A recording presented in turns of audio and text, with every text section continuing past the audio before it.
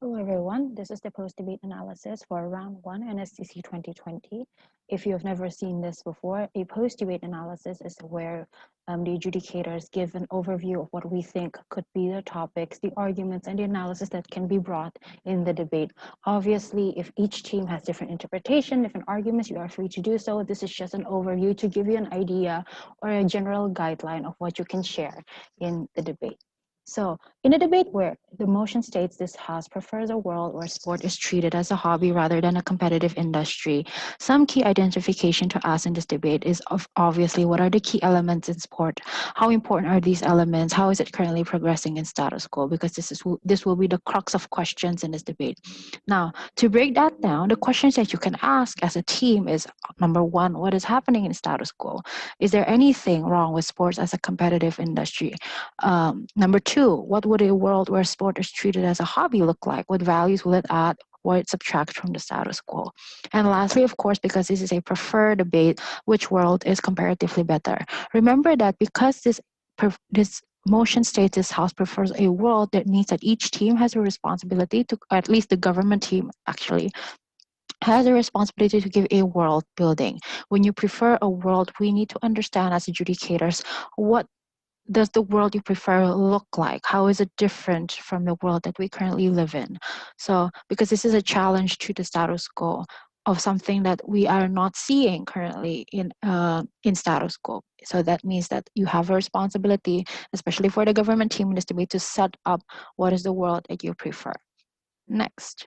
So the identifications that you can bring, because again, this is a comparative debate. You need to first identify the elements of what you want to compare in the debate, the elements that you want to argue for or against. Now, some of the elements that you can scrutinize in this motion is number one, sports as an activity. You can talk about the physical attributes of sport, how it attributes to health and strength. You can talk about the value aspects of sport in terms of fairness, self-discipline, endurance, other things. You can talk about the worldly aspects of sport, cultural ties, historical values. Again, this can branch out into so much more. It depends on what you as a team would like to champion in your position. You can also talk about sports as an identity. We're talking about athletes, yes, sportsmen and sportswomen. You can talk about their current status quo, their status, their recognition, their fame, or their infamy. You can also talk about, oh, no, actually, you have to talk about, because it is demanded in the motion, sport as an industry, the types of industries in sport, the stakeholders of an industry, for example, owners of sports club, coaches, fans, etc. You can also talk about the market status of the industry, how they generate profit, how they gain sponsors, etc. Again, these elements can branch out into so much more. It depends on what you are comfortable or what you master as a team to want to analyze. So the first question, what's happening in status quo? Is there anything wrong with sports and competitive industry? The government could argue that there is something gravely wrong with the sport industry. With the increase of commercialization of sports, there are great harms that is happening within the sports arena that are inherently systematic. So this is not a one-time harm. You can talk about the physical abuse of athletes. You can talk about how the most American football athletes suffer brain damage because of the commercialization of Super Bowl, for example. It forces athletes to their breaking point. You can talk about enhancement drug abuse. This happens all the time. The controversy in Olympics, we see teams from Russia has been stuck in this controversy, and other teams uh, from from other uh, from other representations or from other clubs also suffer this controversy. You can talk about the harmful market practices in sport.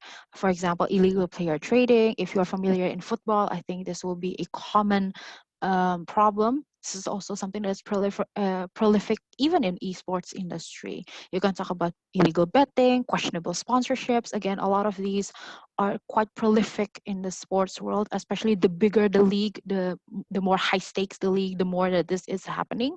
And other harmful samples that you can observe in the world of sports as a competitive industry today.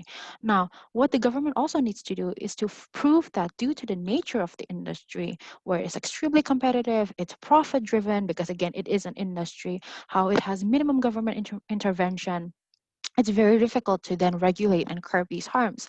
FIFA has been trying to regulate the football scene for years now, and we still see constant abuse and controversies happen. So all of these things has significantly harmed the essence of sport. And you can go back to the initial analysis of how it's supposed to be have good physical attributes, physical aspects of sport. You can talk about the value aspect, how it harms the values of sport. You can talk about how historically this is not what we meant when we create the traditional sport, how it turned into something quite ugly. So again, all of these analysis could be carried on as a government to prove why as a competitive industry, there's systematic harm that is better off not exist in the status quo. Now, opposition can talk about how in a world that highly values intelligence, the sports industry has given a lot of opportunities for people to utilize their unique birth-given talent. You can talk about how Michael Phelps is recognized to have the perfect body proportion to have a swimmer. You can talk about Caster Semenya. She's a runner from Africa where she has the perfect build and physical capacity for higher endurance, and that's why she's a champion for tracking. In principle, even though you don't know these examples, in principle, it provides a balance of opportunities for those people who don't want to compete in quote unquote conventional workforce that requires more intelligence education. Like this is the same like artists and musicians and models, how they utilize their body, how they utilize their given talent. So to compete in a world where sometimes intelligence is valued over everything. And this is especially beneficial for minorities. You can take a look at NBA athletes, NBA players that comes mostly predominantly from the Black African American communities, and it gives them an opportunity to flourish in the current economy, to flourish in a world where they're not previously given access to because their lack of education and the lack of government incentive to give them proper education, for example. You can also talk about how the industry allows additional opportunities for sportsmen to women in addition to just the sport to diversify their market, the merchandises, sponsorship deals, etc. Again, giving them a wide range of jobs that they can take. And you can talk about how this is not regrettable in the status quo. It gives people opportunity to flourish. It gives them the autonomy to use their birth-given talents, the same way we give the opportunity for people with high IQ to flourish in the world today. And that's not something that should be regrettable at all in the status quo. So the second argument you can obviously in reverse to that is what would a world where sport is treated as a hobby look like? The government could talk about how this is a much better world where sports is enjoyed for the sake of enjoyment without industry pressure. The natural element of competition is much more positive. It focuses on values like fair play and other positive aspects like growth and overcoming self-limitation. You can talk about how people push their boundaries of themselves, swimming further and further into the canals, for example.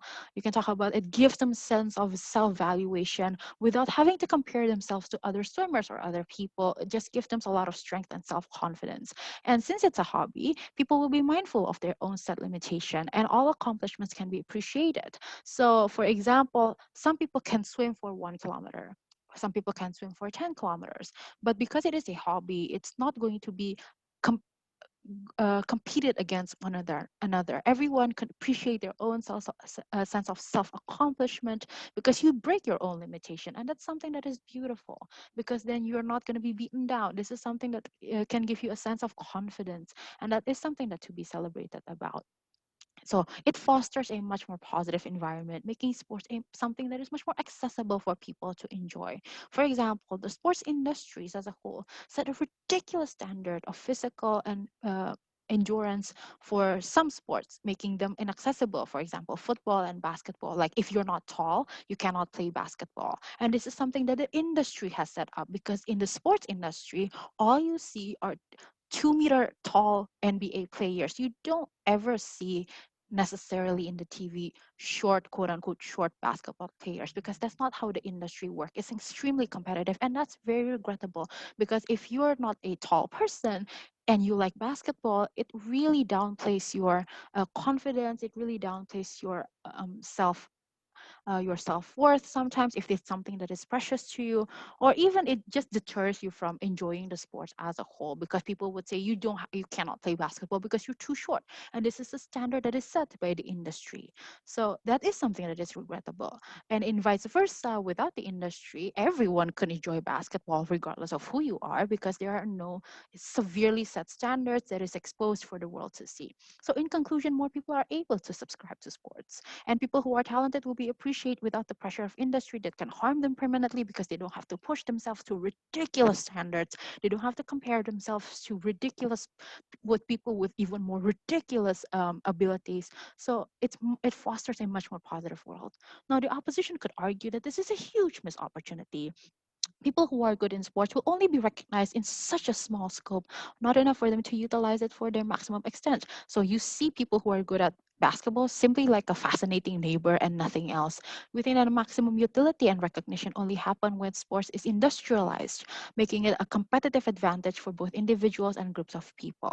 Not to mention that the lack of industry means that there will be a lack of exposure, because again, without profit generating market, you don't necessarily want to bring this out to the world. Now, no exposure to certain sports will also mean depraving some cultures to reach other parts of the world that could help enrich the world of sports. For example, back then, football was a very messy sport. Like it has one ball and like dozens to hundreds of people chasing it. It was a chicken run type of scenario. But because of the industry, there are constant improvements on the gameplay, making it make learning football much more accessible and valuable to master by casual players and athletes alike. So, in conclusion, the sport industry makes a world of sports a constantly growing and learning one, which gives better value of sports. And you can also additionally argue that this is something that opens access to sport, because with more exposure, people will be more interested to different kinds of sport and they will try it, they will want to subscribe to it, which again enriches the world of sports, reaching it and making it to the pushing it to their highest potential. And opposition could argue that this is a much better world that you prefer in comparison to sport just being stuck as a hobby in such a small scope that is limiting its potential. So lastly, of course, because again, this is a comparative debate where you prefer one world or another, it is important that you analyze which world is comparatively better. Now, I'm not going to argue this because basically the arguments exist already, and you can enrich those arguments even more. But all you need to do in this last one is compare previous two arguments, making sure that when you're comparing it with the same key elements of one another, making the debate engaging and rich. For example, if government talk about how the sports industry decreases the value of sport, opposition then needs to engage why the sports industry increases the value of sports. So it's the same type of key elements that you're engaging. So it's not disconnected. One team talks about the person, the other team talks about the value, and then the debate becomes messy. It's much better that if you really do try to engage one value with this the same value in both worlds, so the debate becomes enriching. Also, lastly, for this note, don't be afraid to lose out certain benefits to gain another. For example, the government in this debate can acknowledge that sports is less exciting in their world, and with less, because it has less monetary benefits and less exposure, which you can argue that that's a loss that you would want to take because it curbs all the vicious harms currently happening because of the industry. Now, opposition can acknowledge that there are harms in the industry, there are great harms in industry, but you can argue that that's something that is acceptable. For example, because people let's say that people are well informed, so it's okay if people receive, let's say, physical harms because they're athletes because of the industry. Or you can argue that it's fixable within the status quo, and then you can give reasons why it's currently fixable in the status quo. So again, don't be afraid to lose out certain benefits, just make sure that you compare those both worlds and argue why each world is better in your view. So that is for the post-debate analysis for this debate. Again, if you have any questions, if you have any concerns, obviously, I think you guys have already asked the adjudicators. I hope this helps for everyone, and good luck for your next rounds. Thank you, everyone.